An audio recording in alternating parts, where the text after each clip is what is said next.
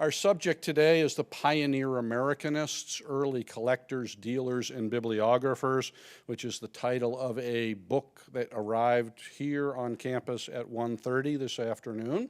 So it is one we can call new, and the accompanying exhibit, which is available for you on Fridays over at the Clements Library. And that exhibit will come down in mid-May. So if you get excited about anything in the lecture today, you will want to make it over to the Clements on a Friday so that you can see the exhibit.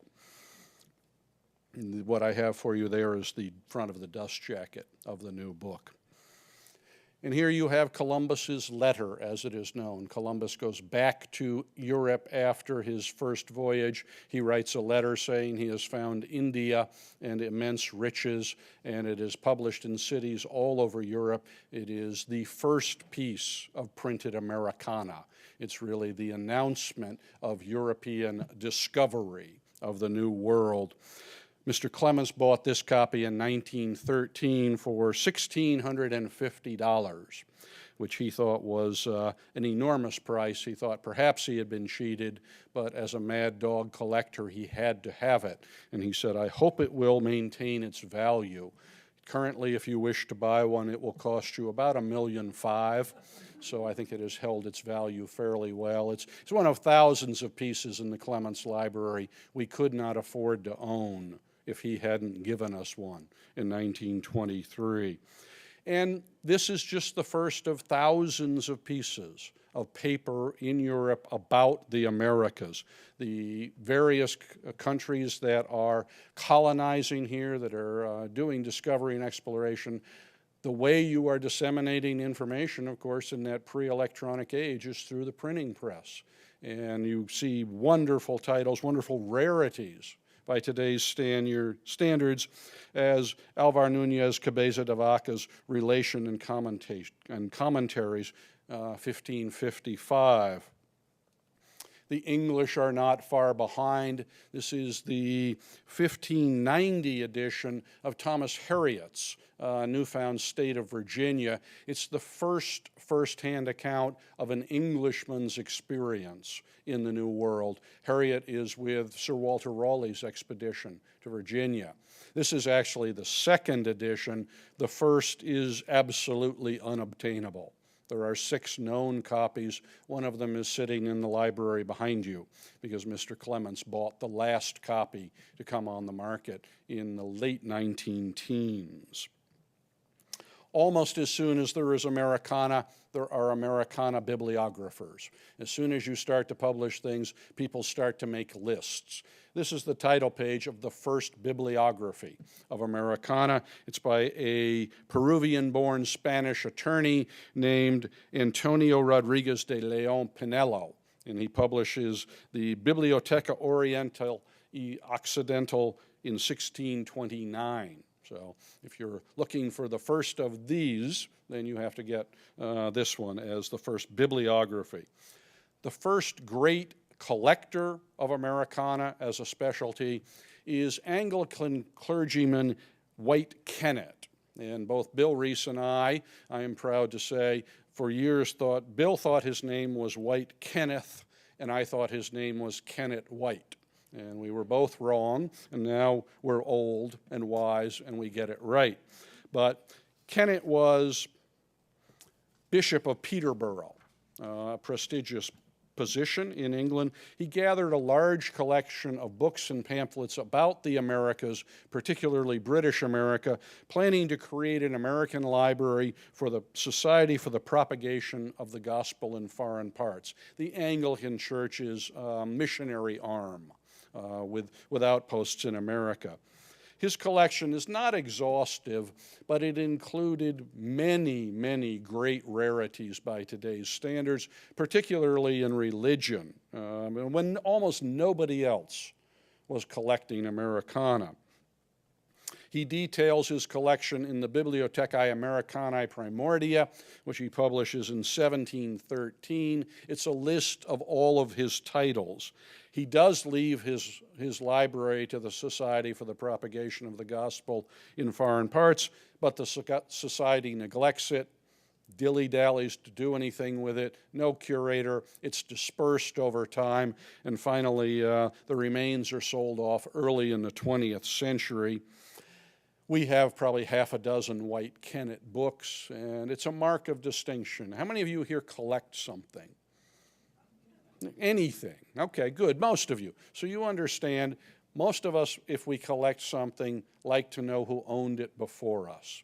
It's kind of cool if you are a sports memorabilia collector and Ted Williams owned it before you. That makes it more interesting if you like baseball. Well, if you're a book collector, that the first great Americana collector owned it with his tiny little manuscript signature on the title page is a mark of distinction for a place like the Clements.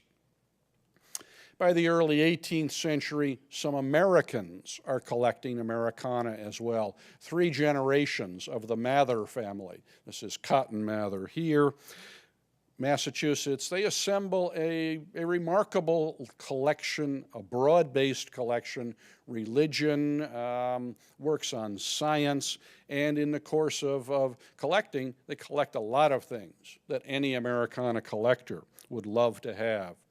William Byrd II, Westover, Virginia, had one of the finest libraries in colonial America. He was very well-to-do. He collected history, geography, exploration narratives, and religion. You begin to see the start of institutions. This is the Library Company of Philadelphia, founded in 1731 by Benjamin Franklin. Today, one of the great collections of all kinds of early rarities in this country. When you start in 1731, you have a bit of a head start on most of us for acquiring things new that turn out to be immensely valuable 280 years later. The first great collector in America to specialize in Americana is a Boston clergyman named Thomas Prince.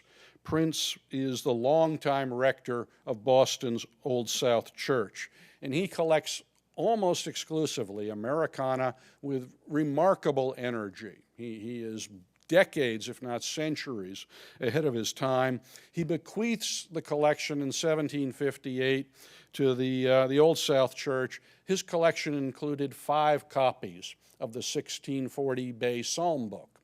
The most recent copy of the Bay Psalm book to go on the market sold for $14 million. We don't have one at the Clements. So if you do, then you come and see me, and we'll work out something. We'll give you a very nice tax deduction. But Prince's collection gets dissipated. During the Revolution, British soldiers supposedly used the pages for various purposes of the books.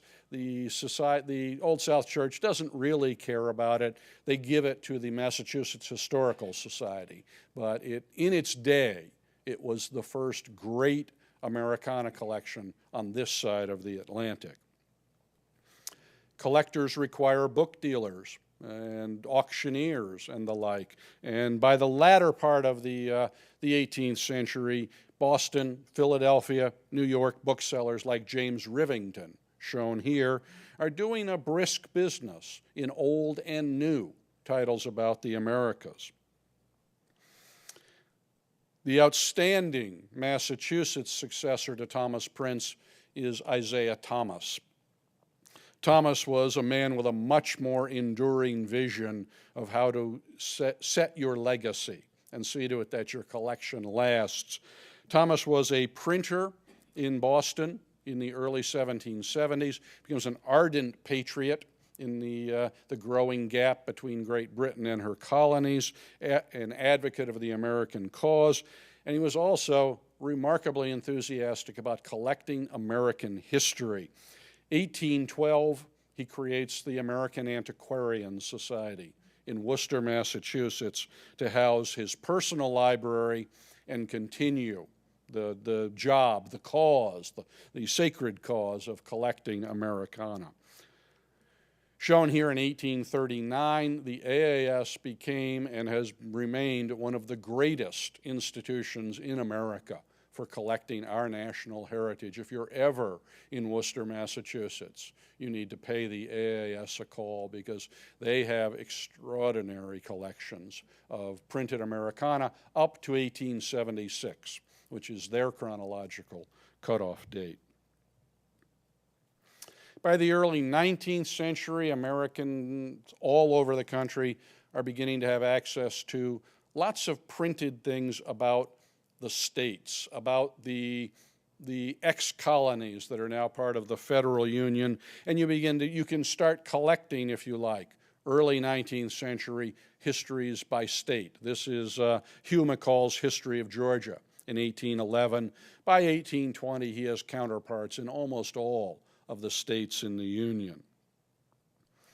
And you also see in the early 19th century, late 18th century, the beginnings of state historical societies, the patriotism of the generation that dies out in the 1820s and 30s. Their passing sparks Americans to filiopietistic awe of the revolutionary generation. And one of the results of that is that almost every state gets a state historical society. The first is the Massachusetts Historical Society in 1791, created by Jeremy Belknap, who's shown here. And Americanists like him because he creates the first mission statement for organizations like ours. He wrote, "There is nothing like having a good repository and keeping a good lookout, not waiting at home for things to fall into the lap, but prowling about like a wolf for the prey." I like that. I like predatory curators. And every curator at the Clements is a wolf, not a sheep, about acquiring Americana for us. By the 1830s, that reverence for the revolutionary generation and its passing has put state historical society organizations into action almost everywhere east of the Mississippi. This is Henry Stevens Sr. from my home state of Vermont. Often they're almost one-man shops. They are relying on the energy of an individual to drive them forward, to collect the history, manuscript and printed, preserve letters, diaries, et cetera, so that the founding fathers do not die out is the principal goal. You also begin to see the production of documentary editions. If we have all these papers, we need to publish them. We need to see to it that George Washington's letters, his correspondence, get into books, into print, so that they'll be widely available to inspire us. And Jared Sparks, who taught at Harvard and is shown here in this picture, is one of the main voices about the materials for American history. He does a tour of the states in the 1820s and reports in 1826 about why are we doing this. And he says, "We are collecting the deeds of our forefathers, their early struggles and protracted sufferings. These are themes worthy to be had in remembrance and deep reverence by those who are enjoying the fruits of the vineyard. To lay these up in chambers of our memory and transmit them as choice inheritance for our children is no more than the dictates of nature, confirmed by the examples of all ages and the first impulse of the heart." So, nicely Victorian antebellum, or nicely purple antebellum prose, but it inspired people. It resonated with people that our most distinguished intellectuals were urging us in the 1820s and 30s to do something about preserving our heritage. And one of the people who really listened to Jared Sparks and others was Peter Force, shown here. Force was a Washington, D.C. printer and politician by profession, but his real nature was as an absolutely besotted collector of Americana. In the 1830s, Force begins an American Archives project to put into print the manuscript resources about the Revolution and the 18th century. And he puts out 9 large volumes on the federal dollar before an unappreciative Secretary of State named William B. Marcy tells him this is a waste of money. The public does not care about history, and so we should stop doing this. And he parallels to the current scene in Washington you can keep to yourselves, lest we all become depressed. But what Force does, he sets into print things that would otherwise have been lost, and then he sells his collection to the Library of Congress before his death in the 1860s, jump-starting the Library of Congress as one of the great depositories for America's heritage. Because prior to that, they did not have much at all. They were a reference library for Congress. And today, some of our greatest historical treasures are in Washington because of what Peter Force got started. The antebellum decades also see the emergence of some of the greatest Americana people of all time. And here you're looking at one of them. This is John Carter Brown of Providence, Rhode Island. He is independently wealthy. The Brown family is a big deal in Providence in shipping and commerce. And he uses his family's wealth to assemble unquestionably one of the 4 or 5 greatest Americana collections of all time. He emphasized discovery and exploration, the European accounts of encounters with Native Americans, the finding of the New World, the exploration, the setting up of colonies, and incredible rarities like this 1608, a true relation of such occurrences as hath happened in Virginia by Captain John Smith, were staples of the John Carter Brown Library. If you wanted to do it today, you're too late. You can't do what John Carter Brown did 150, 200 years ago. The stuff is just not available anymore, even with dealers like Clarence Wolfe, who will be following me at this podium. I'm not sure he could put together a John Carter Brown library for you. He would try. John Carter Brown also emphasized, to a greater extent than most of his contemporaries, Hispanic America. And the John Carter Brown Library, there are not many places that excel the Clements in anything, but in Hispanic Americana, the John Carter Brown, I think, is first among equals on this continent, because Brown was collecting a century before Mr. Clements, and he really put time, energy, and money into the Spanish explorations, into titles like the Tercero Catecismo, which is printed in Lima in 1580. It is for Spanish missionary use. You're looking at one page here. It is printed in Spanish, in Quechua, and Aymara, so that the Spanish missionaries can transmit the gospel to Native Americans in their own tongue. We happen to have a copy. It's immensely rare. We're delighted to have it as for students of Spanish American history. Brown's great New York City counterpart and rival is James Lennox. Lennox makes a large fortune in Manhattan real estate and for pleasure, despite his grumpy look in this picture, collects Americana. Like Brown and most of their contemporaries, Lennox emphasizes discovery and exploration. Here you see 1676 rarity News from New England. This copy, which belonged to Lennox, is now here at the Clements. Shortly after the Civil War, Lennox creates a vision of what's my legacy? Who will remember me? And he secures it by creating his own library in New York City. This is Richard Morris Hunt's watercolor of the planned Lennox Library. Lennox leaves his collection to the city of New York, builds them a building, and the Lennox Library is one of the great existing collections.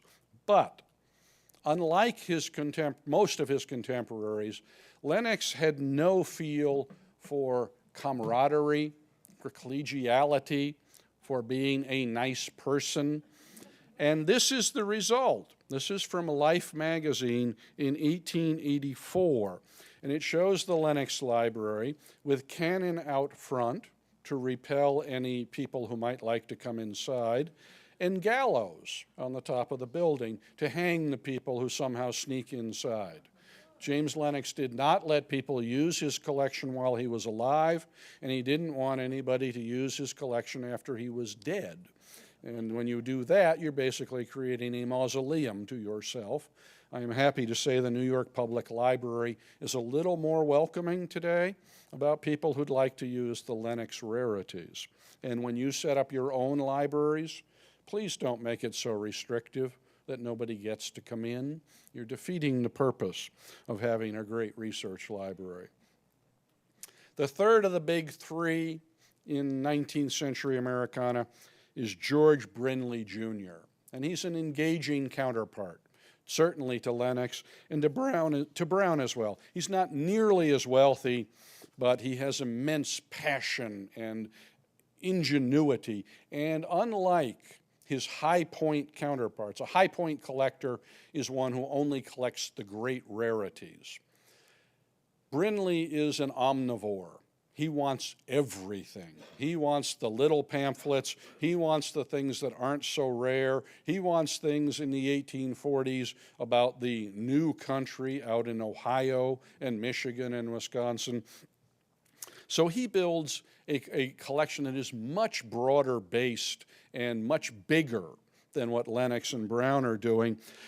He collects everything, newspapers, ephemera, multiple copies. We have a good collection of Brinley papers here at the Clements. These are some of the thousands of bills and receipts between Brinley and the dealers that he was tapping to sell him things. He was buying things that nobody else in his generation thought were important. He's a real visionary in terms of redefining what is Americana and what will the future want to collect.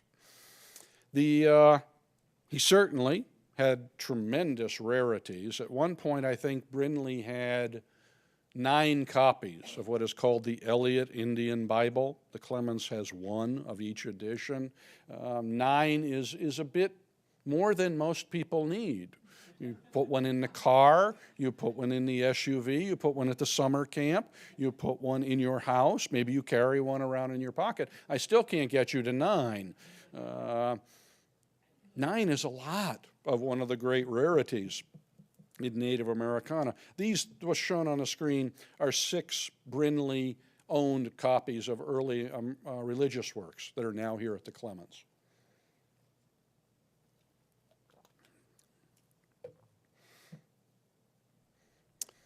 The Brinley, the Brinley bookplate, again, for provenance. If you have a book in your library as an Americanist that has that blue Brinley bookplate in upper left, Brayton Ives, initial bookplate below it, and the bookplate of William L. Clements, you've got a very nice trifecta of great Americana collectors who owned your book before you did. This one, the Clements Library, of course, owns. And unlike Brown, Lennox, and some of the others of his time, Brinley decides that his legacy will be great auctions, that he had so much fun collecting, he wants others to have that pleasure. So rather than set up his own library, he has a series of posthumous auctions in New York that remain the greatest Americana auctions ever held.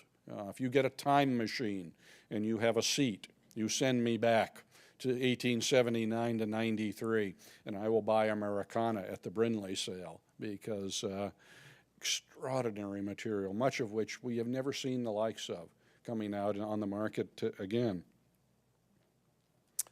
As I said, great collectors require great dealers. By the middle of the 19th century, America has some of the great predecessors to the Clarence Wolfes and the Bill Reeses of today. One of them is Samuel Gardner Drake, sets up in the Cornhill district of Boston in 1830, claimed for the rest of his career that he had established the first antiquarian bookstore in the United States. Might be true, certainly was one of the first, and he becomes one of the great dealers of his time. He is antiquarian, historian, organization founder, editor, publisher, real specialty in Native American material. He helps get the New England Historic Genealogical Society going, et cetera, et cetera. He also puts out great detailed catalogs of the things he has for sale. Here's the title page of one of them, 1845. This one worked well because George Brinley bought the whole collection as one lot before Drake had to field any offers from any other collectors. Another great dealer in the antebellum years is John Russell Bartlett. Starts out in New England, moves to New York, sets up at the Astor House Hotel, writes, publishes, sells Americana to everybody in town, is a very versatile guy. He helps with the survey of the Mexican-American border, but he really hits his stride, goes back to Rhode Island, becomes Secretary of State, and spends 20 years editing Rhode Island history for publication, documentary editions on the history of the colony and the state. He publishes the first bibliography of Civil War Americana, and he becomes John Carter Brown's personal librarian.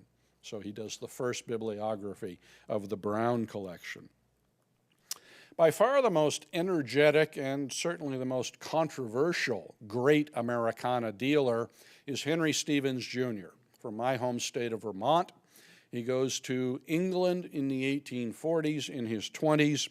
He has no money, he has no reputation, he has no credit, and on sheer personality, he rises to become one of the greatest dealers of Americana of all time. He buys on credit, he quadruples the price of everything, he uses salesmanship to get Lennox and Brown and Carter and Brinley and others to buy it at prices they could not have imagined before. And they complain constantly about how much he's charging them. But he always gets the money. He has the rarities, and he is such a good salesman. He's one of the most interesting of the 19th century people. We have a real good collection of Henry Stevens papers at the Clements. It's way past time for another biography. There's one done 55, 60 years ago. This is a small selection of things from our Stevens and John Carter Brown correspondence. And he's always juggling. He's trying to get John Carter Brown to think he's the favorite customer. James Lennox needs to feel he's the favorite customer. George Brinley needs to feel it. And once in a while he sends something by mistake to the wrong one, and then Stevens gets in trouble. But he always talks his way out of it. He must have been just a P.T. Barnum type who could charm anybody. You might not have wanted to buy a used car from him, but if you were a high points Americana collector in his time, you wanted to be his favorite customer, because he would find the things in England, Europe, and elsewhere that nobody else could turn up. And here he is. I love this photo because this is the spitting image of my last boss at the University of Vermont. If Connie Gallagher is not a clone of old Henry Stevens, I don't know who is. And if this were a Vermont audience, you'd all say, oh my God, Connie Gallagher, what's he doing up there on the screen? It's really extraordinary. I believe all of us have some avatar somewhere that we look like, and mine happens to be George Clooney. Connie Gallagher's apparently is, yeah, you all laugh, you meanies. It's really amazing. If you ever go to Burlington, Vermont, try to find Connie Gallagher and hold this picture up next to him. By the 1850s, the dealers are supplying, but so are auctions. The auction houses that specialize in books have gotten a foothold in America and in Europe. Here you see the Bangs auction house in 1856. Auctions also become a great outlet for the aspiring Americanist.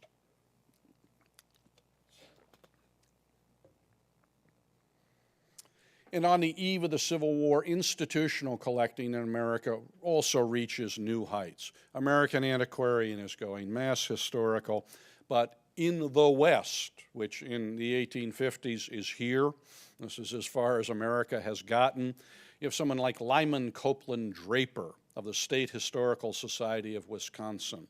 He's about 5 feet tall. He weighs a good 110 pounds, sopping wet. He is a lifelong hypochondriac, but he is an absolute human dynamo at collecting Americana.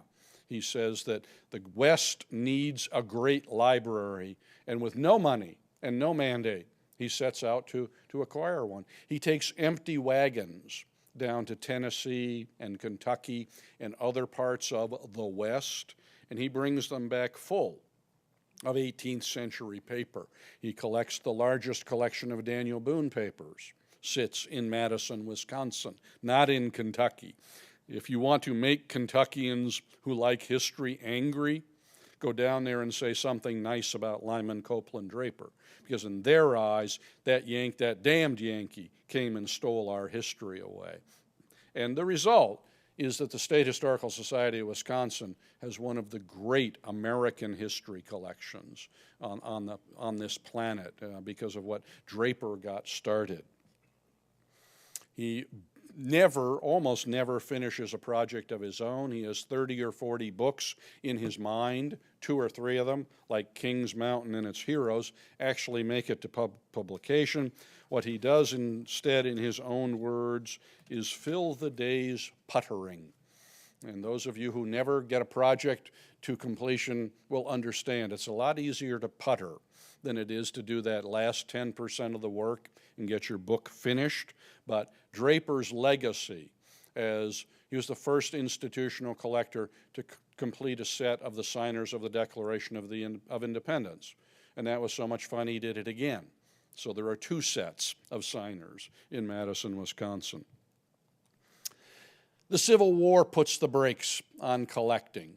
Dealers like Henry Stevens published laments afterwards saying, the war killed us. People stopped buying. They were all patriotic. They bought war bonds. They wouldn't buy books anymore. And we had to suffer for 4 years, forgetting the fact, of course, that the country is being torn apart by war. What's much more important is that dealers need to continue selling. But the war also opens up a beautiful new area of collecting, because the Civil War becomes one of the great specialties for Americana collectors. It became by the 1870s and has remained ever since. The area of Americana that never goes out of vogue is the Civil War. It's the thing that people remain excited about. They want every piece of paper, every sheet music variation like this one that they can find. And it becomes one of the great specialties. And American specialists recognize it as early as the years of the war. During the war, 3 or 4 great collectors are collecting everything. It's all new, it's not old, it's not history, but someday they know it will be. The Boston Athenaeum sends Francis Parkman down to the defeated Confederacy in 1866 to collect stuff.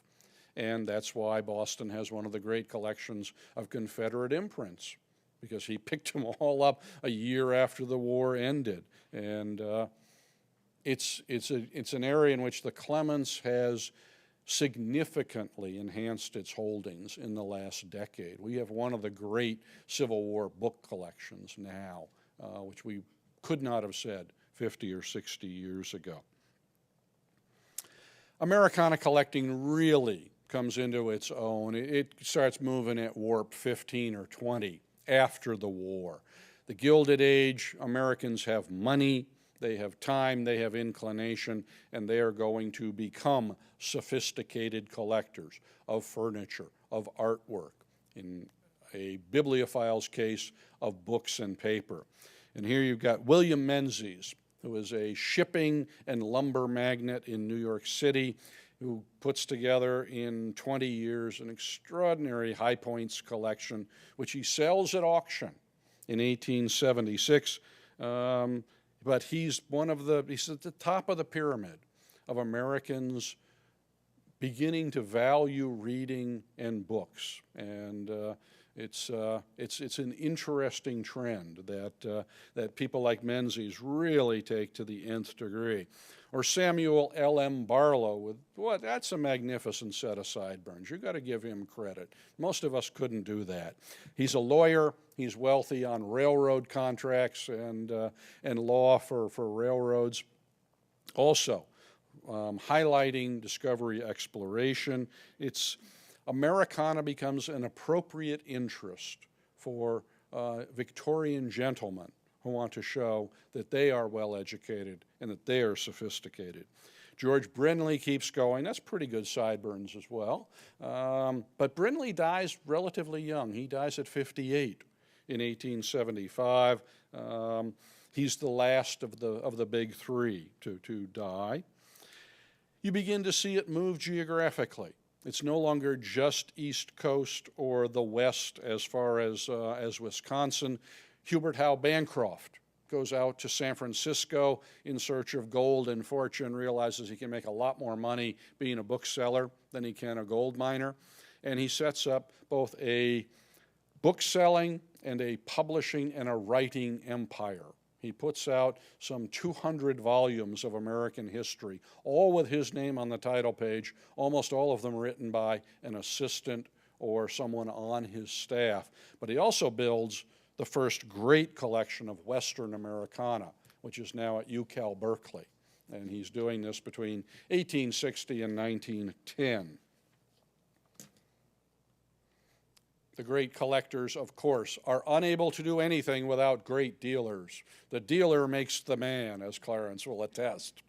Joseph Sabin of New York City is one of the great dealers of the years up to and following the Civil War. He, of course, compiles a multi-volume chronological bibliography of printed Americana. If you're an Americanist, you know that you list things by Sabin number, because that's the way that you show that you know something about bibliography. He works so hard on it that he dies at 60, and one of his contemporaries says, put on his headstone, killed by a dictionary, because that project killed him. He was witty, he was funny, he was remarkably successful. Out of his shop on Nassau Street, this was in a day, you can't do this anymore. When I was young, you could go to the great cities and spend a day or two going to bookstores. They're all online now, which is nice in one way, but the browsing capacity, you folks here in Ann Arbor are lucky. We have half a dozen good bookstores here that still do business the old-fashioned way. And there's a pleasure in going and seeing the stuff on the shelves that doing it in your pajamas on your computer does not match, I'm afraid. William Brotherhead is one of Sabin's contemporaries in Philadelphia. He's not nearly as important or as successful, but boy is he good at vituperation. 40 years of the old booksellers of Philadelphia. He rips apart every bookseller the city ever had other than himself. And I mean, there was never a nasty thought that William Brotherhead had that he didn't put into this book. So it's kind of fun to read today, to say the least. And again, get us away from the East Coast emphasis. Robert Clark is in Cincinnati. He is a publisher. He puts out catalogs. He's not a High Points guy. He's selling to the middle class. And if you wanted a reference library or a mid-level Americana library, then Clark's Bibliotheca Americana were the catalogs you wanted in your mailbox for 30 to 40 years. And from today's perspective, the 25, 30 years after the Civil War are the golden age for great auctions. Again, my time machine dreams consist of a few $1 million in negotiables that I can take back to go to the Menzies sale, shown here in 1876, or the Brindley series, 1879 to 93. This stuff would, at prices to make the angels weep with envy. It's something that would cost you $200,000 today, might have sold for $800 back then. And of course, I want inflation-protected dollars to take back with me. And there were auctions in Europe as well. It's not just this side of the Atlantic. Here's an auction in London, probably typical. And if you go to an auction at Swan or you go to an auction at Christie's for books, this will be a big crowd for a great book auction in New York. Clarence and I have both gone to them, and there are maybe 5 other people in the room. We know who we're bidding against, and we know how they're bidding, but it's not a mass market. It's not King Tut exhibitions. You don't have to get a ticket to go to a great book auction. You have to bring some money with you, but it's the small and select few. Bill Reese, who is probably known to most of you as the great Americanist of our time, in his senior year at Yale, wrote a 400-page senior thesis on the history of Americana that I poached mightily for the Pioneer Americanists, I'm happy to say. But he talks about the difference between auctions and building a library, and he says, "A name over a library portico is a fair step towards immortality, while auction catalogs are but the brief and passing chronicles of their times. Brown and Lennox are familiar names to every Americanist, but who today remembers Menzies and Barlow?" And he's right. If you look at the 16 Americanists in this book, 6 of them created their own libraries, and those are the 6 that people remember. The other 10, you really have to be a specialist to have any knowledge of. So if you're looking for immortality for yourself as collector, you will donate your Americana to the Clements Library. We will get you a book plate, and for centuries, people will say, "Oh my God, look at that, Susie Smith owned this book. She must have been somebody important." Whereas if you sell them, that won't happen for you. The growing ranks of collectors and institutions in this age, the Gilded Age, needed bibliographies. A collector needs a list. You have to collect against something, and the best 100 or the 1,000 titles or whatever else is your guide. Henry Harris was one of the great bibliographers of this time, at least in his own mind. He was, in his own mind, the greatest bibliographer of all time. One of his contemporaries once wrote, "To Henry Harris, that man is an absolute idiot, is the highest compliment." And we have a lot of his papers here, and he was really mean. I mean, you really didn't want to get him angry at you, because verbally you were going to be drawn, quartered, pilloried, etc. in public. He wasn't shy at all. Joseph Sabin, I mentioned earlier. This is Harris, one of Harris's great works, Bibliotheca Americana Vetustissima, which is one of the great bibliographies of exploration and discovery. Joseph Sabin, in addition to his dictionary, also publishes one of the first magazines. As you can see, things are getting more popular because there are serials, there are magazines, there are almanacs, there are things for public consumption. And you take it down to the state level as well. This is Peter Thompson's Bibliography of Ohio. So no matter how narrow or broad your parameters were, by 1900, you had experts publishing to tell you what to do. I think this is one of the best title pages of the 19th century as well. We don't put them out like this anymore. It's too expensive. By the 1870s, Americana collecting had a dozen subsets of things you wanted to be great at. The really wealthy stuck with discovery and exploration. Here you've got James Rozier's 1605, True Relation of the Most Prosperous Voyage Made This Present Year, one of the great primary sources on the discovery of England. Native Americana by 1900 is a great specialty. This is one of the plates from Maximilian Zuvaid's Travels in the Interior of North America. probably cost you $100,000, $150,000 today if you want one in lovely physical. Up more than that. Clarence is raising the price as we speak. The excitement is palpable, and the dealer says, I can get more today. You need to win the lottery to do this at the highest level, or be James Lennox or John Carter Brown. Encounters with Native Americans. Nelson Lee, 3 years among the Comanches. And everything I'm showing you today, by the way, is from the Clements. So anything you get excited about, you can come take a look at in the little library behind us, behind you. Western Americana. Oregon is hot in the 1840s, and it's a hot topic today as well for collectors. Hall J. Kelly, part of North America, 1830. This is real early Oregon material. Overland travels. How did you get there? What did you do? Did you go around the Horn? Did you go through Panama? Or did you take the trek across the plains and the desert, etc., with Native Americans to stop you? This is Riley Root, who went out and back. St. Joseph's to Oregon, comes home and publishes in Galesburg, Illinois. His not very successful attempts to go out and become a millionaire.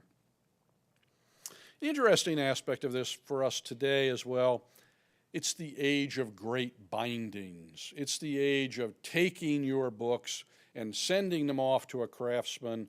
And this is Eliot's Indian Bible of 1685 in a magnificent craft binding. You'd be shot if you did this today.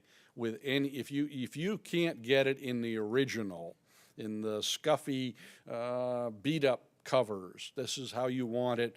This is a vogue that has long since vanished.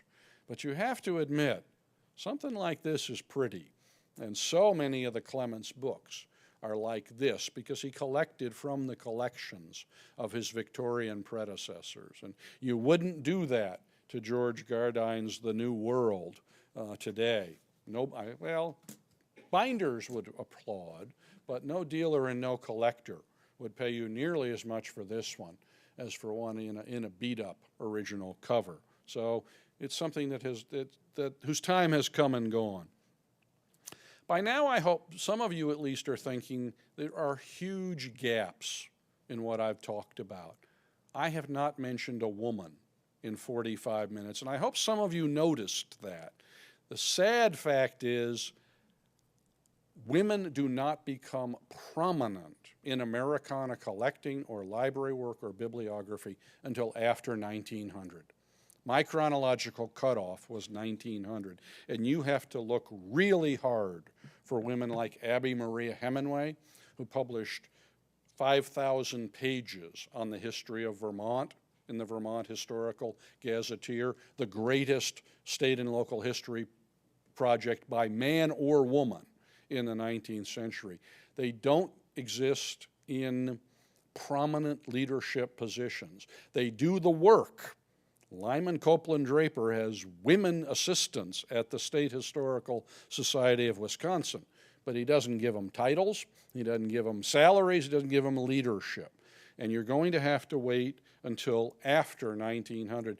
The only two great women Americana collectors that I've been able to find in a decade of this are Eliza Allen of Providence, Rhode Island, who creates a set of the signers of the Declaration of Independence, and Abby Pope. And Emmy, in our back row, is working on Abby Pope as a subject for her Mighty Women Bibliophiles book.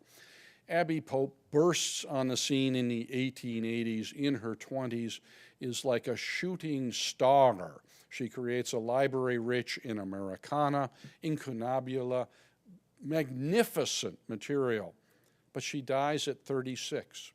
She starts before Mr. Clements, has a library 20 years before he has a single book of any note, but dies so young that her collection is dissipated. She could have been the greatest Americanist. And Emmy and I are determined we are going to find her letters, her diaries, every scrap of paper that has anything to do with her collecting. They've got to be somewhere, in some attic in Brooklyn or something. are the Abbey Pope papers. But you're going to have to wait till after 1900 to see women get their due, get the recognition, and rise to leadership. And the other great gap is I have not mentioned a word about African Americans. The African American collectors of note are there. They are not well documented, but they set a foundation for collectors like Arthur Schomburg, shown here, whose Schomburg Center at New York Public is one of the greatest collections of African American history. But it's mostly a post-1900, early 20th century evolution of collecting. So all these people that I've talked to you about pre-1900, they're the people on whose shoulders men like and women in Mr. Clements' generation stand. The great 20th century people include some of the magnificent collectors. Mr. Clements certainly at the top of the list. Herschel Jones, Minneapolis newspaper publisher. Thomas W. Streeter, whose 1960s auctions rivaled the Brinley sales of the 1870s and 80s. There are great dealers as well in the first half of the 20th century. Charles Hartman is peripatetic, he is quirky, he is outrageous. He deserves some work because he's really an interesting guy. Edward Eberstadt sells some of the greatest Western Americana ever seen out of his New York shop. And you begin to see women coming to the forefront. Millicent Sowerby works for A.S.W. Rosenbach, the great dealer in Philadelphia, writes his books, but does not get on the title page, of course, because she's an employee of the great Dr. R., whose name is on the title page. And she goes on to catalog the Thomas Jefferson collection for the Library of Congress. Bibliographers and curators, Wilberforce Ames, the walking encyclopedia of Americana at the New York Public Library, reportedly the last human being on the planet who could read the Eliot Indian Bible in the original language without pause. Clarence Brigham, American Antiquarian Society for 50 years. Margaret B. Stillwell, Brown University. I'm very fond of her. If you want to know what women were up against academically in terms of gender prejudice, read her 1973 autobiography. What the men of Brown did to her professionally is just utterly inexcusable. And Lawrence Roth, who was almost director of the Clements. He was on the short list, but he went to the John Carter Brown Library instead and had a magnificent 50-year career there. There's a follow-up volume to the Pioneer Americanists waiting to be done on that roster of people I just showed you from 1900 to 1950. My co-editors and I do not see the Pioneer Americanists as the last word. We see it as the first word. We want it to inspire more research. We want people to get out there and write more about our predecessors in our field. The collections at the Clements and our peer institutions have all the material you need. You can do this. If you're looking for a project, please take this on. And if you do, I'll give you 3 things that I'm pretty sure will happen. 1, you'll have a wonderful time because it's really cool stuff. It really is fun to work on. 2, you will find it gratifying to make a substantive contribution to the history of collecting in an important field. And 3, if you stick with it for 30 or 40 or 50 years and you publish a lot, in a couple of centuries, you can look down or up at a dusty old guy like me telling people what an important 21st century Americanist you were. Thank you.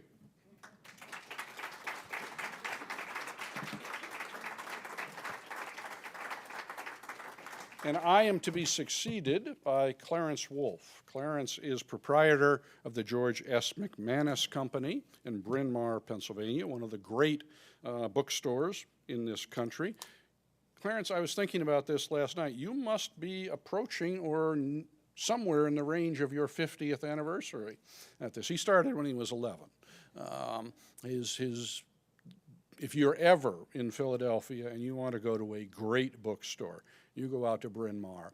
Clarence is a longtime member of the Clements Library Associates Board. He is a longtime friend of the Clements Library. One of the 8 or 10 people, I think, could have written this book as well as the folks at the Clements did. And he is going to correct my errors and give some further perspective on Americana.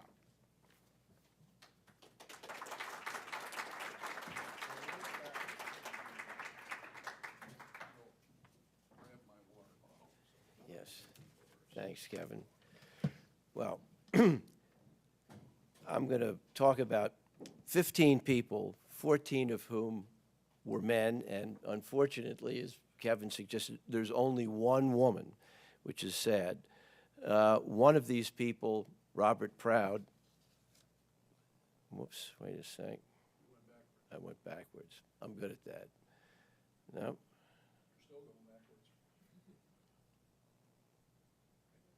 Yep, here we are. The first person is the only person I'm going to talk about from the 18th century, Robert Proud, who was the first historian of Pennsylvania. He was born in 1728 in Yorkshire, England. He was a Quaker, and he was very interested in classical studies. He was a relative. I'm not quite sure just how close a relative, but I think he was a cousin of John Fothergill's, who encouraged him to open a Latin school for boys, which failed. And then he later tried his hand at medicine, and he failed at that. Eventually, he came to Philadelphia, and he opened a Latin school for boys, which, not surprisingly, failed. But he eventually followed in the footsteps of Charles Thompson and took over the Friends School in Philadelphia. And in addition to being an educator, he was a poet, and apparently he was a very bad poet. And he wrote a poem called The Contrast during the Revolution, which was just so, it was so loyalist a publication that the newspaper refused to publish it. So he kept a very low profile during the Revolution. But his main claim to fame as an antiquarian is that he was a great collector, and he wrote the 18th century history of Pennsylvania, which is a difficult book to get through, and I'm gonna quote something that I can assure you you will never see in a bookseller's catalog. This is a quote from Chancellor Kent, speaking of Robert Proud's book. "It is of great research and abounds with valuable matter, but it is the most confused and tedious composition that ever tormented human patience." The Proud sale of 1903 was sold by a man by the name of Stanislaw Henkels, who was a great auctioneer in Philadelphia, and was described as one of the greatest collections, or at that time, the greatest collection of colonial Pennsylvania ever offered. And this is his history of Pennsylvania. But the collection that was sold in 1903 probably had, at that time, the greatest assemblage of Franklin imprints and colonial imprints ever offered, and I believe that the Clements Library has a number of books from the Proud sale. The next person we're going to talk about is Moses Pollock, and Moses Pollock was the uncle of Dr. Rosenbach, A.S.W. Rosenbach.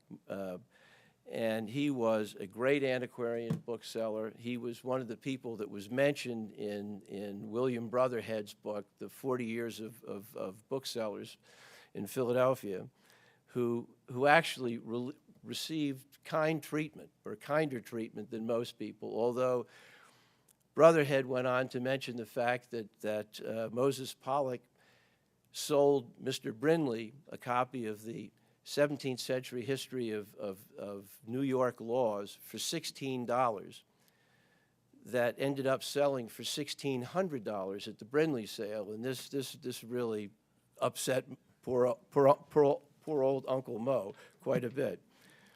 But he was one of four boys. He was sort of a quiet, shy person who went to work at the age of 14 for McCarty and Davis, which was a Philadelphia bookselling firm, and he never married.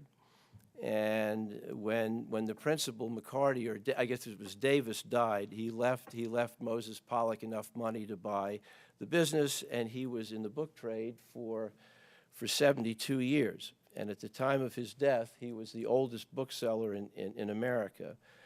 But it's kind of interesting that Uncle Mo had three brothers. The oldest brother, Solomon, ended up going out west and during the Mexican War sold liquor to the Mexicans and got into some trouble for that.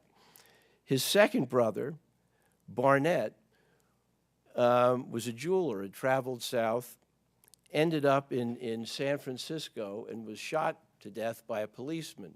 And Dr. Rosenbach's brother, Philip, used to love to tell people that he was killed in a gunfight, which of course he wasn't. And his other brother ended up going on a whaler. He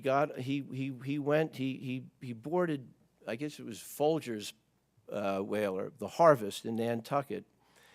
He jumped ship, and he ended up opening a hotel in Stockton, California, and he met with a bad end too. He was shot to death in a bordello in San Francisco. But Moses Pollock's, here we are. Moses had two auction sales. The first was in 1894, and the second was in 1904 after his death. And when you go back and look at the treasures in the Pollock sales, it's staggering. And if you could, as Kevin says, if you could turn the clock back and load your pockets with today's money and go back, it's amazing. For an example of this, I mean, there was a copy of Jefferson's summary of the view of the rights of British North America, which sold for the staggering sum of $30 at the Pollock sale. And today, I guess if that were to sell, it would sell for close to $1 million, somewhere between $500,000 and $1 million. Franklin's Notes and Experiments on Electricity, $2.50. So it was something. But he was a remarkable man. He dealt with all of the major collectors of the day. So many of the great authors of the day, people like Poe, were customers of his. The next man is John Alistair McAllister, also a Philadelphian, who put together an enormous collection of ephemera.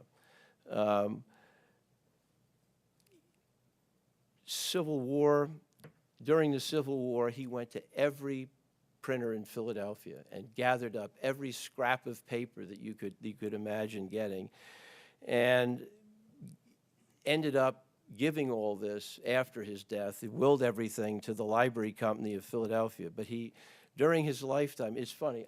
This is one of two people who I could not find. If you look and try to find things out about McAllister, it's almost as if he was a war criminal, because there's just virtually nothing out there about him.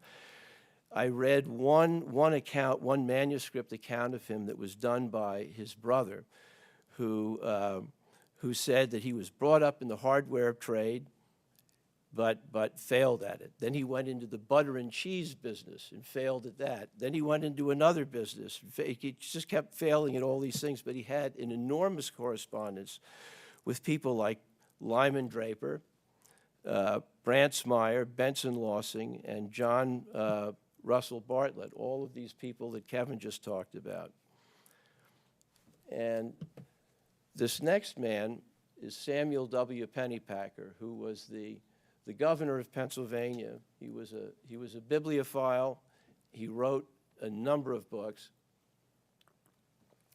and put together one of the great early 20th century collections. I mean, his collection sold between 1905 and 1909, and there were, I believe his collection consisted of somewhere upwards of 8,000 books. And in order to really quantify this, the only one of these collections that had more books in it was the Brindley sale. The Brindley sale, I believe, had 9,000 pieces. And it's just, if you look at the other great sales, the Menzies sale that Kevin talked about, that had 2,200 items in it. The Griswold sale, 1,000 items. I mean, it was just staggering. And Pennypacker, as I said, was the governor of Pennsylvania, and his autobiography is really kind of fascinating. But if you ever wanted an example of what not to do, it's not to have your book edited, because the introduction to Pennypacker's book is hysterical. I mean, he starts by saying that he was born on a Sunday and was gifted with the power to powwow. And also, since he was born on a Sunday, he had the ability to see fairies. So, and then in his introduction, he goes on to say that he corresponded with Darwin, carried 20 pounds of putty on his back, kept the books of an oil company, mowed weeds in a meadow, gathered a great library, and sent 66 criminals to their death. So this next person is another person who is sort of very elusive. Joseph Y. Jeans was a very, very wealthy Philadelphian who collected books in sort of the latter part of the 19th century, and I guess into about the 1920s. There are no photographs of him. There's no, his books were never sold at auction. But what distinguishes Jeans from so many people of that generation is that he was a completist. This man wanted to have everything, and at the same time, he insisted on getting things in really excellent condition, which was kind of unusual because so many people in those days just acquired the books. They didn't really care that much about condition, but Jeans was an exception. And here again, if we went through the stacks at the Clements Library, I'm sure that we would find numbers of books that came from Jeans. I found Jeans books all over the United States. And when he died, I think a lot of his books ended up at the University of Delaware. But there was never an auction. And this next man is a man by the name of Joseph Mickle Fox. And Joseph Mickle Fox was here again was a Philadelphian. He was a gentleman, lawyer. He was a cricketer. And what a lot of people don't know is that he was the partner of Dr. Rosenbach. He was the majority stockholder in the Rosenbach Company, and he was the Rosenbach's banker, and he owned 70% of the company along with the doctor and a man named Clarence Bemmett. And the doctor talks about his initial meeting with Mr. Fox in Books and Bidders. Apparently the doctor had gone to an auction, and there was a book in this auction that he really, really wanted terribly, and this is when he was a student at the University of Pennsylvania. And he had saved all his money, and this man, this Joseph Mickle Fox, had the audacity to outbid him. And he took his book and he went away dejected. And later that evening, Fox ran into him and he gave Dr. Rosenbach the book, and a great friendship ensued. But Joseph Mickle Fox was a remarkable book collector. He put together just thousands and thousands of books about colonial America and what have you. And one of the things that he loved to do was he loved to extra illustrate books. He loved to Grangerize books. And the term Grangerize it's named for a man by the name of James Granger, who was the Anglican vicar of Shiplake in Oxford. And he, during the in 1769, he wrote something called the Biographical History of England. And what he did was he interleaved the book. So you'd have a printed page and then a blank page, and the idea was that when you found something that was relevant, you'd lay it in, and it came to be known as filling the Granger. And from that we get Grangerizing, and then people in common parlance refer to it as extra illustrating. Now this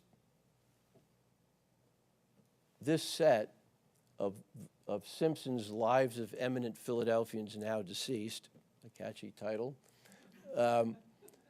started life in one volume. And you can see what's happened. And the interesting thing about Joseph Fox is that so many people would extra illustrate books with whatever they had. And the thing about Fox was he just put things in that were really relevant. There's nothing that's anachronistic. And they're beautiful bindings. And there we can see, and you can see who published this, our acerbic friend, William Brotherhead. And here, this is a book that has a bit of a story, Watson's Annals of Philadelphia, another set that Fox extra illustrated. He put in 1,300 original letters, drawings, watercolors, broadsides, and of the 1,300, there was only one piece in there, an illustration that was taken from Atkinson's Casket, a magazine, and it was a picture of a hotel that was not mentioned in Watson. And Fox felt so guilty about this that he had to write something and put it in the front of the book explaining why he put it in there. But there's so many really remarkable things in there. He had special title pages done for each one of these. Now this is a document signed by William Penn that's in there. A letter from Franklin, another Franklin piece. This is a cartoon of Benedict Arnold being burned in effigy. This was actually done by Charles Wilson Peale. This is priceless, and this is just one of the 1,300 pieces that was in there. A seldom seen image of the father of our country. Looks like more like the aunt of our country. But my favorite piece, and I tried to find this, there's an illustration, there's a portrait in Watson's Annals of a silversmith, a man by the name of John Hutton, who lived to be 109 years old. And his first wife died, and when he was after having 8 children, and he remarried when he was 51. He married a woman by the name of Anne Valier, who was 19 at the time, who had 17 children. And what's so funny about this is that Mr. Hutton claimed in his 109 years never to have had a headache. And I think the same could probably be said of his second wife. This is Dr. Rosenbach, A.S.W. Rosenbach, who was the nephew of Moses Pollock, and Dr. Rosenbach was arguably the greatest bookseller in history, and he would have probably been the first person to tell you that. And when he died in 1952, and his brother the following year, they left their collection to form the Rosenbach Museum in Philadelphia. But the doctors sold books to Mr. Clements, I don't think a lot, but all the great books and libraries passed through his hands in the 20s, 30s, 40s. And here is a man, this was Dr. Rosenbach's last great Americana collector, a man by the name of Frank Cutter Deering, who was a very wealthy lumber magnate from Maine, who was a great collector of Americana. He started out collecting books about Maine, and then eventually got into collecting books about early America, early American voyages, and Kevin had shown us an image of Harriet's Virginia. He actually had one of the 1588 Harriets, which I didn't know until recently. But it's a nice pair of stockings he has, too. And this is a man by the name of Guy Littell, actually Clarence Guy Littell, who was born in Cairo, southern Illinois, and he went to work for Donnelly in Chicago in 1903, and ended up becoming the president of Lakeside Press, and was an amazing collector of Americana, and all of the Lakeside classics were books that he collected in the original edition. And here we have his books were sold in 1945, and this was really sort of a watershed moment, because this was sort of, I would say, the sort of the beginning of the end of the really great collections. I mean, between this, of course, there's the Streeter sale, but this was one of the last really, really, really great collections of Americana to come on the market. And here is the legendary Mabel Zahn, who was really the sort of the grande dame of book selling in Philadelphia. I mean, anyone who bought books went to see Miss Zahn, who was the principal at Sessler's bookshop. And this photograph was taken at the A. Edward Newton sale in the 40s, and the man sitting next to her was Richard Sessler. But no one said Sessler's, they always said Miss Zahn. And I remember when I first started selling books, going to auction, and Miss Zahn would always sit in the front row, and she was a little old lady, and when she would bid, she would raise her index finger. And you knew when that index finger went up in the air, whatever it was that you wanted, you weren't going to buy. And here we have one of the more enigmatic collectors of our time, a man by the name of Frank Siebert. Dr. Siebert was a pathologist, and he was from Philadelphia originally, and ended up moving to Old Town, Maine. He was an Indian philologist and spent the last 40 years of his life compiling a Penobscot English dictionary. He was a very eccentric man. If you had seen him, you would have thought that he was a homeless person. But he had this card catalog mind. He had a memory like no one I've ever encountered before. He lived in a hovel in Old Town, Maine. When he died, I think his house sold for something like $20,000, but his collection of books that went to Sotheby's sold for something like $13 million. So he was a remarkable person.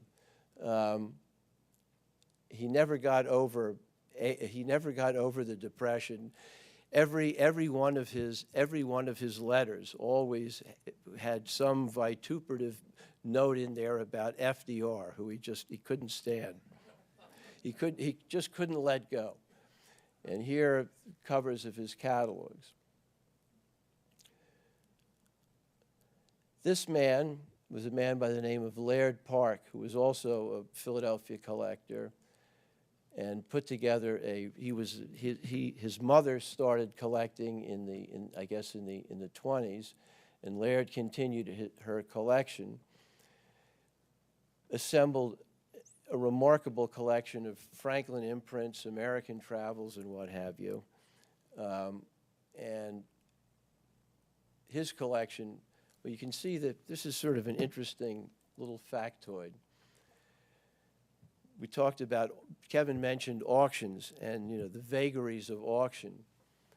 The cover of this auction catalog is a picture of James Otto Lewis's Aboriginal American portfolio.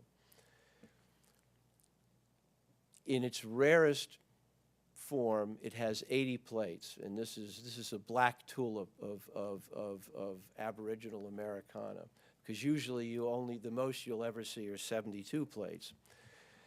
This copy came up at the Siebert sale, and I bought it for Laird Park for $130,000.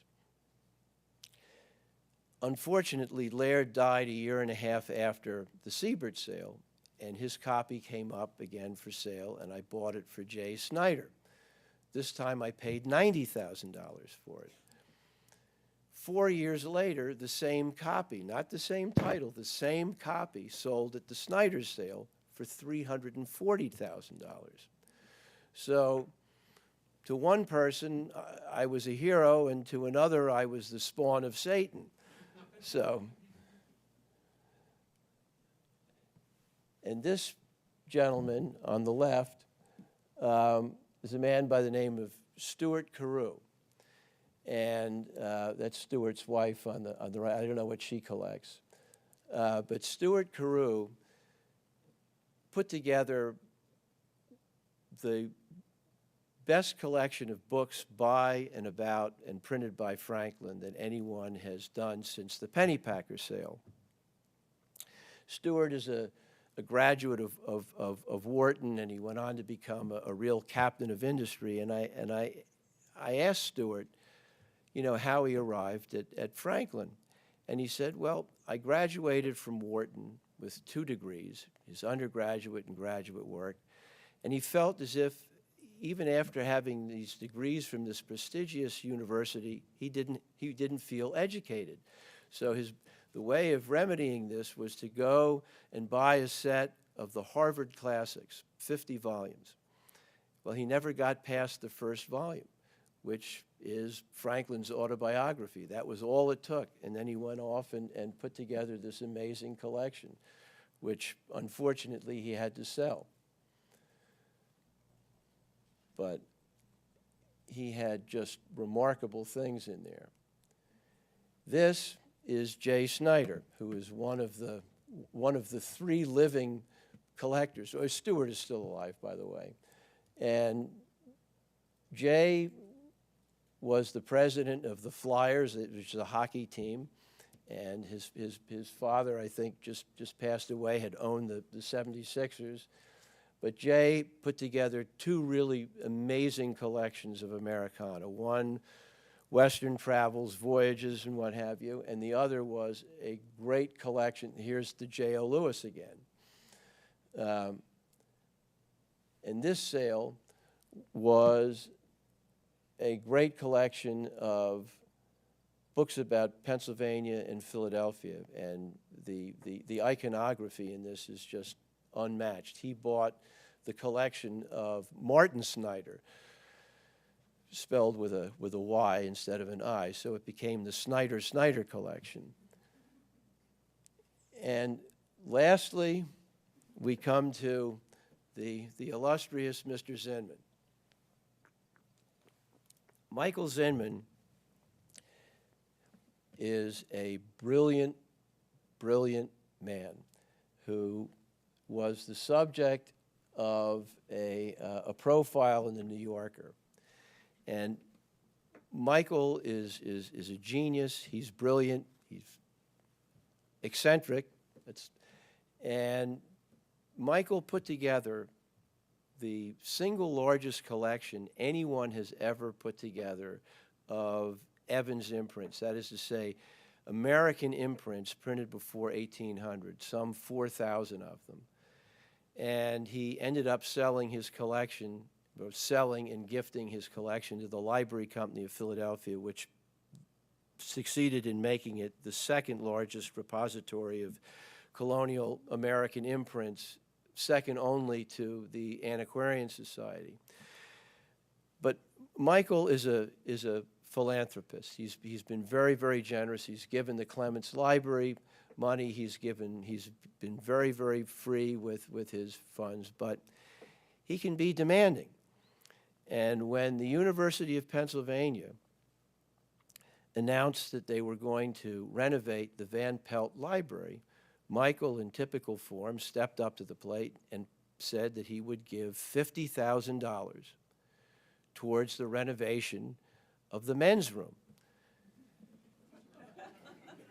Wait. But what he wanted was, he wanted specifically to donate the urinals in the men's room. And he would give $50,000 with the proviso that above each urinal they install a little silver plaque that read, "The relief that you are now experiencing was made possible through the generosity of Michael Zinman." Well, they refused. But Michael is not one to take no, for an answer. So he just kept lobbying, and eventually they caved in and they accepted. Well, Michael did the following. If you can see this,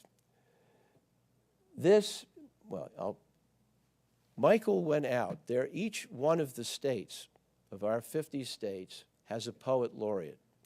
And Michael was able to succeed in getting about 25 or 30 of them to write a poem about peeing. And he had this published in this book. But wait, that's not all. Michael then had this done. He had a little ceramic bowl made, you see? And finally, he had a medal struck.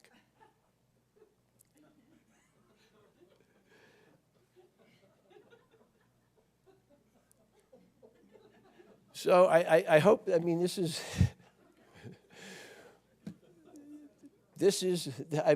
I hope that this is not the ultimate fate of collecting Americana, but it seems like a good place to stop. So thank you very much.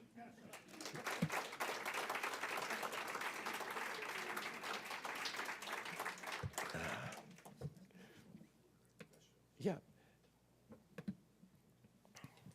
Questions for either of us? Opportunity, rebuttal.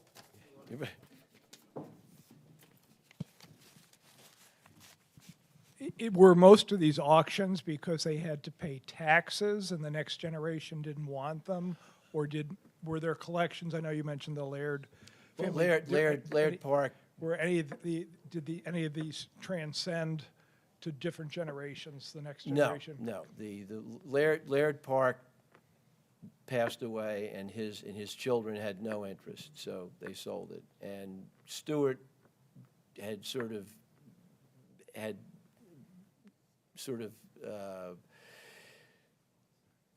fallen on hard times, and he had to sell it, and I know it really bothered him. And with Jay, I to this day I really don't understand. I think Jay's had sort of seller's remorse after doing it, because he's collecting again. But I think most of the sales that you saw were done posthumously. Well, no, actually, that's not true. The Littell sale, Littell lived for another 12 years or so, But most of them. but most of them were, yeah. It's very rare for the children of collectors to care about dad's or mom's junk. Yeah. A 2 or 3 generation collecting family is every curator's dream, because you may get 100 years worth of a collection that way. Most great collectors have offspring and descendants who could not care less. And it may not be that they need the money, but they don't want the books. And the quickest way to get rid of the books is to sell them.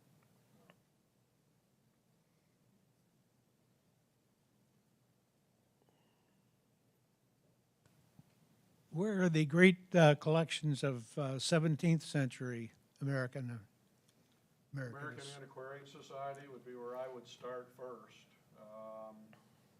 Library Company of Philadelphia for anything relating to Pennsylvania or the Middle Colonies. Well, the Clements. The Lenox Collection at the New York Public Library would be strong as well. John Carter Brown, without any question. Our strength starts at 1700. We are not a great library for 17th century Americana. For the 18th century. Well, Yale. Yale. Oh, yeah, I mean, But you have one of the good volumes for 17th century with Morton's New England Memorial. We've got that. We have the high points, but we don't have the breadth.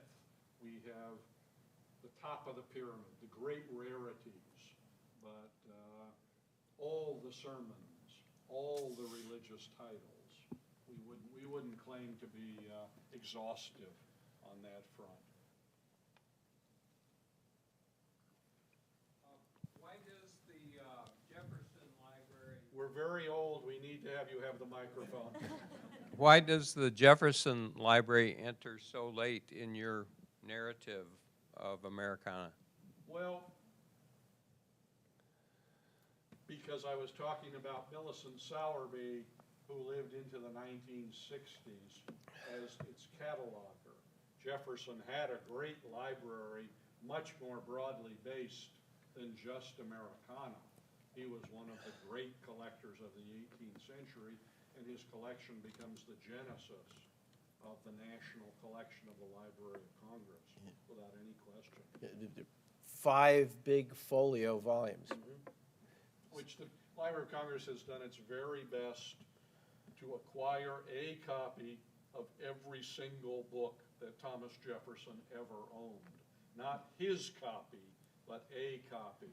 And I believe there's a wall at the Library of Congress of these titles facing out for you to examine the spines of. It's a magnificent project.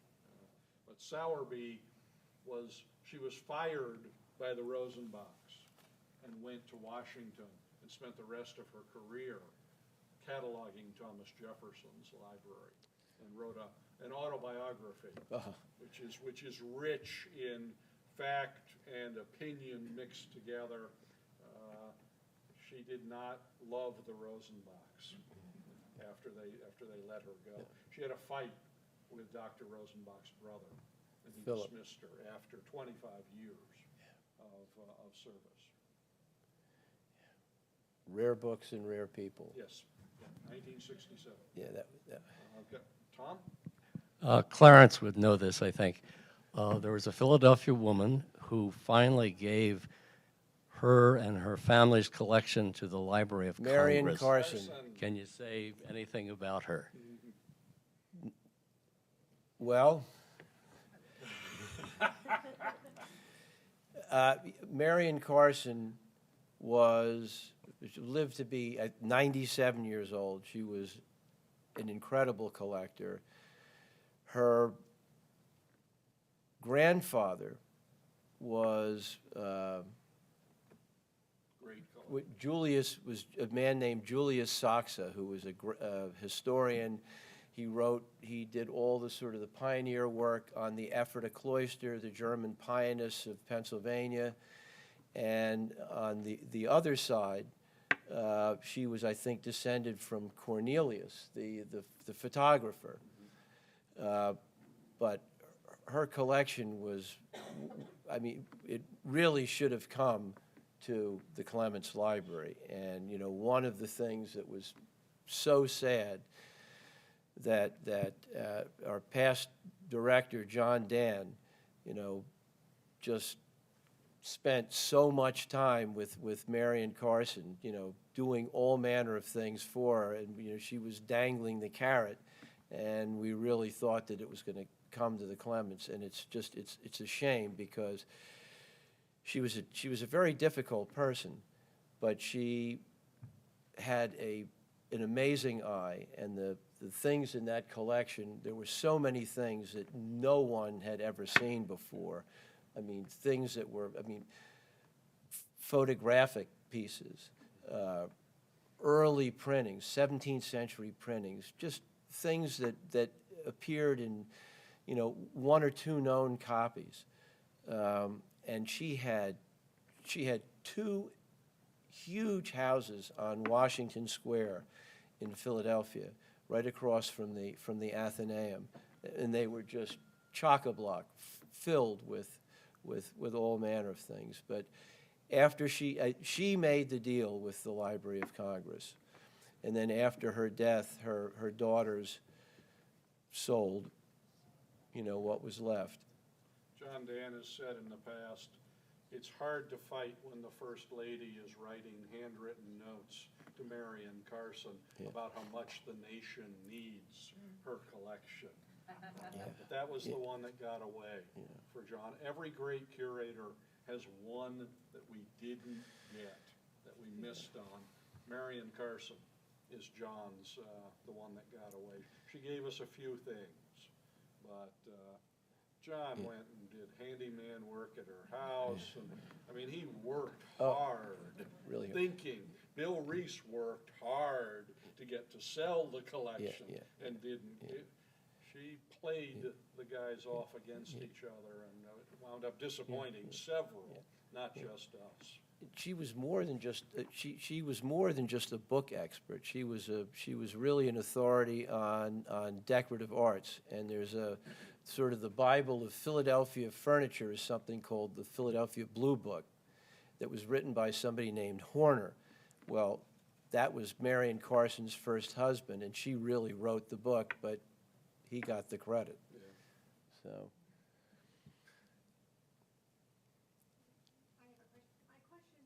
How often are auctions? Use the microphone so people can hear. How often are auctions? Oh, there are hundreds every year. Yeah. From little ones to big ones, Yeah. from local to international. Okay. Yeah. In New York City, we get auction catalogs, probably 5 a week for sales that range from who cares to, oh my God, I wish we had a few more $1 million to spend. But if your question is how often are auctions like this, not that often. Every 5 years at most, every 10. And it's funny how things sort of turn over and go in threes, like the Proud sale, the Pollock sale, the Pennypacker sale, these 3 phenomenal sales. I mean, the greatest assemblages of Franklin imprints and colonial imprints all took place within a 3-year period. And then the same thing happened 80 or 90 years later with the Siebert Park and Snyder sales. Institutions like it if they spread out a bit. Yeah. 3 of them in 3 years is really taxing to the acquisitions budget. So if 5 of you have great collections, you should donate them. But if you're going to sell them, please spread it out a little so that my curators and I have a better shot at acquiring more of the Snyder sale happened a couple of weeks after I started working here. I wasn't ready to spend hundreds of thousands of dollars of our money, so we sat that one out, and I wish we had not, because it was some of the greatest Philadelphia material I'll ever see offered for sale. But yeah, 2 of them in a month is a bad idea, because I can't do 2 in a month. I get quarterly disbursements, et cetera. Shanine won't let me spend money that I don't have. It's a silly rule, as far as I'm concerned. A few years ago, I was at a lecture here entitled The Death of the Book, I believe, and it referred to the digital age. And while I agree that much of what is being printed today is not worth collecting, I feel that we don't know who the great writers and the great topics are until such a long time down the road. So what impact do you think the internet and the digital printing is going to have on book collectors? Well, in my experience, my humble experience, I think if you were to sort of divide book collecting in 2, and say on the left-hand side you took things that were legitimately rare and iconic. I mean, no matter how many times you reprint Moby Dick or Tom Sawyer, people want to have the genuine article. So those things have remained more or less inviolate. On the other hand, if you look at things whose value derived on the basis of information, those books are more or less superfluous, because now anything that you want to know, you have the world on your phone. I can no longer lie to my children. Anything I say, I mean, I'm instantly, vetted. So it's just one of the few pleasures left. But I mean, I used to sell truckloads of local histories, reference bibliographies, reference books. A bookseller's bibliography was his retirement fund. And now, if you were selling bibliographies, you'd be the bibliopolic equivalent of the Maytag repairman. I mean, it's all that information is gettable somewhere else. So what happens down the road is anyone's guess with that. But I mean, the internet has definitely had an impact. Now, on the brighter side, if someone is interested in collecting, I mean, a young collector, I don't think there's ever really been a better time to do it, because it leveled the playing field. It really, things that were sort of standard books have really come down in price, and they're much more gettable. So, I mean, that's a positive. And if you're a reader, I mean, you have the world, is right at your fingertips. So, Question is the internet going to impede the emergence of young collectors? I look out at this audience, and other than young members of the Clements staff, there are only 2 people in this room under the age of 30. Where are the young people interested in collecting, in history, in Americana? I'm a little worried about that, and if I were a bookseller, I might be real worried about that. As the great collectors in their 60s to their 90s die off, are there people in their 20s and their 30s who are going to replace them? I sure hope so. We all know that radio was going to kill reading. We know that television was going to kill reading, that the movies were going to kill reading. None of those things happen. They're still great collectors. I'm not as confident about what the internet might do. I sure hope that there will be great Americanists 50 years from now. I'm not as confident as I was about those other collecting, killing impulses that didn't pan out. So if you have children and grandchildren, please turn them into collectors. We need new blood in this field. You go to the Ann Arbor Antiquarian Book Fair in the spring over at the Union. It's mostly people our age, and I need to see more young people. I need to see more young book dealers as well. So Get out there and do Is some 70 young? proselytizing. Clarence and I are only in our 30s, Yeah, right. but still. So, Anyone else? All right, well, thank you very much for coming. Appreciate it.